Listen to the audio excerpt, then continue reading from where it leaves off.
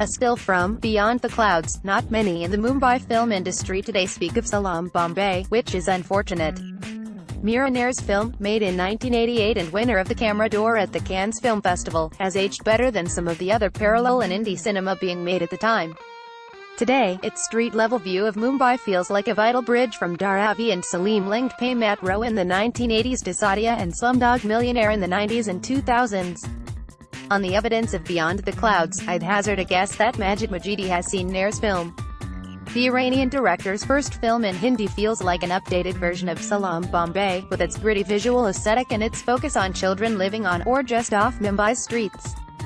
Its protagonist Amir Ishan Khatter could be an older version of Chapao, the young protagonist of Nair's film, his shyness eroded and replaced by street smarts and cynicism.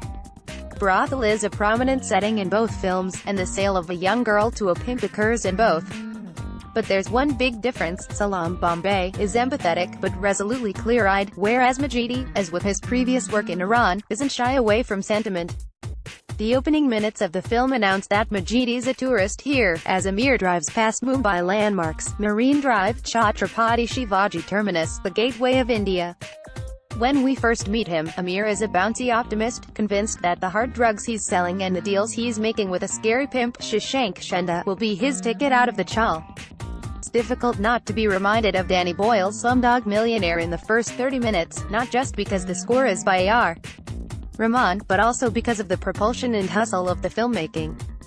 When the police bust in on Amir and his friends, Majidi and cinematographer Anil Mehta construct a breathless chase through gullies and markets, ending in the giant clothes wash where Tara, Malavika Mohanan, Amir's sister, works. All this rude energy is quite thrilling, and a little surprising, if your only exposure to Majidi has been lyrical films like Children of Heaven and The Color of Paradise. Unfortunately, little that follows in Beyond the Clouds can match up to this passage. Tara is assaulted by Akshi, Gautam Ghosh, a coworker who's besotted with her, and strikes him in self-defense, all shown as shadow play behind a flapping sheet in a sea of drying clothes. She's carted off to jail, where she'll remain for life if Akshi dies. Amir, whose parents are dead and whose relationship with his sister is complicated, resolves to find a way to get her out of jail, but worse is to come for both.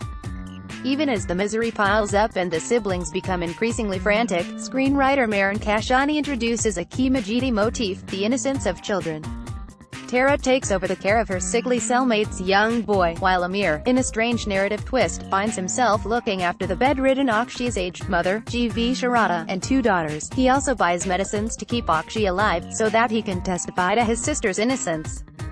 The slow build to the four of them forming a makeshift family might strike you as moving, or you might feel, as I did, that it's a little too rose-tinted. The preciousness is exacerbated by Rahman's score, poured over the emotional moments like syrup.